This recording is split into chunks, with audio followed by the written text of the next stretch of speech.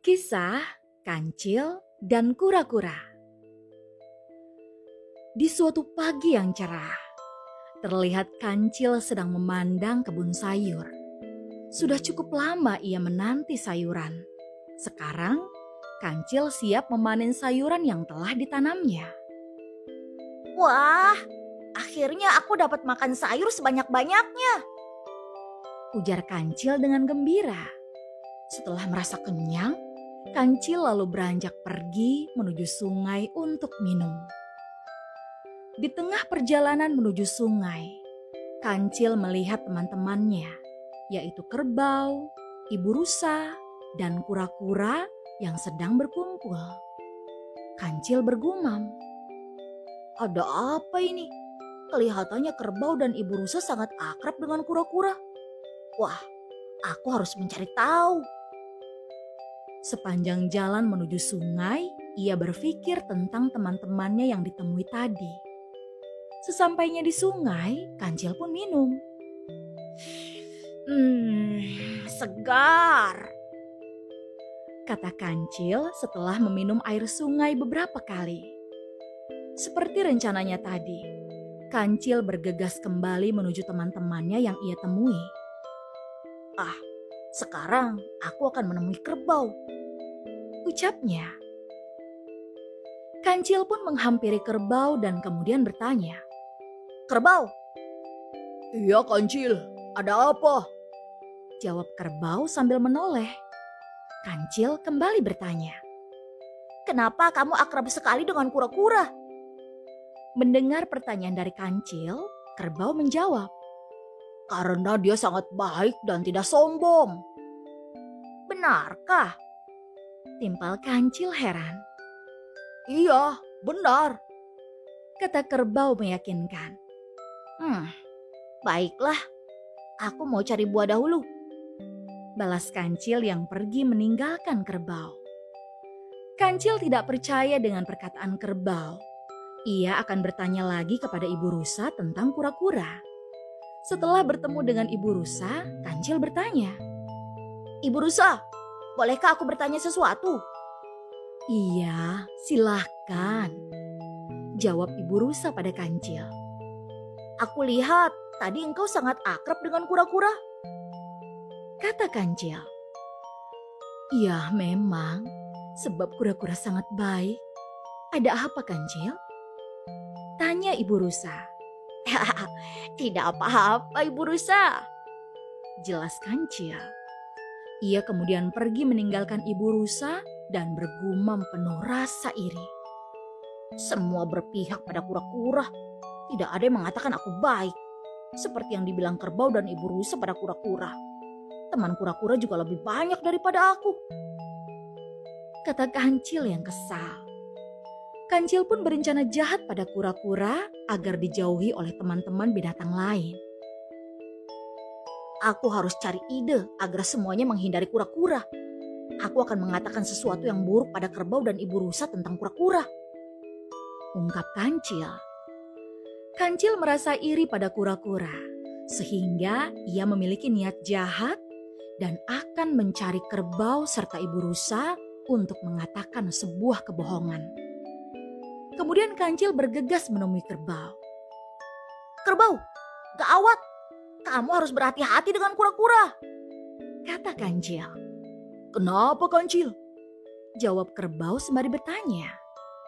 Tadi aku lihat kura-kura membawa minum untuk merpati. Namun setelah merpati meminumnya, ia langsung kejang-kejang dan kura-kura meninggalkannya. Cerita Kancil. Kerbau yang mendengar cerita itu langsung ketakutan. Aku tidak mau berteman lagi dengan kura-kura. Kata kerbau. Kancil pun tertawa dalam hati sambil berujar. Aku berhasil. Tidak hanya sampai di situ. Kancil juga menemui ibu rusa agar rencana untuk menjauhi kura-kura berhasil. Saat bertemu ibu rusa, Kancil kembali menceritakan kebohongan tentang kura-kura. Ibu rusa! Ibu rusa! Ibu rusa! Teriak Kancil dengan keras memanggil ibu rusa. Ada apa Kancil? Tenanglah. Jawab ibu rusa. Lebih baik jaga anak-anakmu dengan baik, Ibu Rusa. Aku tadi melihat kura-kura memberikan buah pada anak-anak tupai. Lalu mereka pun mati. Dengan bahagianya kura-kura tertawa. Jelas Kancil berbohong. Apa? Tega sekali dia. Terima kasih Kancil, aku akan menjaga anak-anakku, jawab Ibu Rusa. Kancil kembali tertawa dalam hati dan bergembira karena merasa rencananya berhasil. Sehabis kebohongan yang diceritakan Kancil pada kerbau dan Ibu Rusa, kura-kura pun mulai dijauhi. Suatu hari, kura-kura bertemu dengan kerbau. Dengan sikap ramah dan penuh senyum seperti biasa, kura-kura menyapa kerbau. Selamat pagi. Namun kerbau tidak menjawab perkataan kura-kura sama sekali. Lalu, kerbau langsung pergi meninggalkan kura-kura begitu saja. Kura-kura tidak merasa curiga. Ia kembali berjalan menyusuri hutan dan ketika bertemu Ibu Rusa, kura-kura kembali menyapa. Selamat pagi Ibu Rusa, kata kura-kura. Sama seperti kerbau, Ibu Rusa juga tidak menjawab sapaan si kura-kura. Ibu Rusa lalu meninggalkan kura-kura. Kura-kura mulai curiga dan bertanya, mengapa teman-temannya berubah menjadi tidak peduli, bahkan seolah-olah benci pada dirinya. Padahal kura-kura tidak merasa melakukan kesalahan apapun. Ia tetap bersikap baik pada semua binatang. Ada apa dengan teman-temanku? Kenapa semuanya menghindar? Kata kura-kura sedih. Ia pun berusaha mencari tahu dengan bertanya pada Kancil. Kura-kura lalu bergegas mencari Kancil. Kancil, sapa kura-kura. Hai kura-kura, ada apa? Jawab Kancil. Ada apa dengan teman-teman kita? Kenapa mereka semua menjauhiku? Tanya kura-kura penasaran. Tidak tahu. Jelas Kancil. Kancil, ayolah jawab dengan jujur. Bujuk kura-kura. Aku tidak tahu, kata Kancil dengan kesal. Ayolah Kancil, jawab pertanyaanku dengan jujur. Tanya kura-kura dengan penuh harap.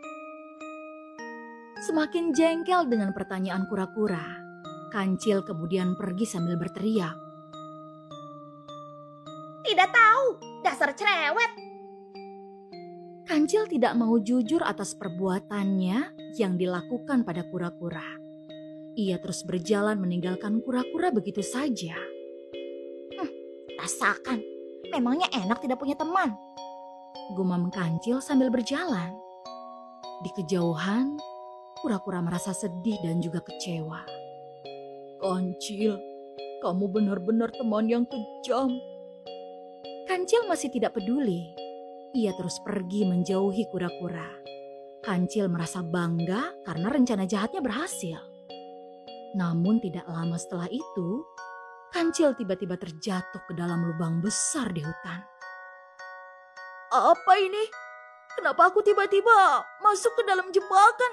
Oh tidak, kata Kancil yang panik. Kancil berusaha meminta bantuan dengan cara berteriak. Tolong, tolong, tolong. Setelah beberapa kali mencari pertolongan, ia merasa putus asa. Aduh, tidak ada yang mendengar. Aku takut. Tolong. Kancil terus berteriak dari dalam lubang perangkap yang gelap. Adapun pesan moral yang dapat Mama petik setelah membaca dongeng fabel ini pada anak. Dari cerita Kancil dan kura-kura, Mama dapat menyampaikan bahwa sifat iri dan dengki bukanlah hal yang baik. Sifat iri dan dengki justru membawa seseorang berperilaku jahat.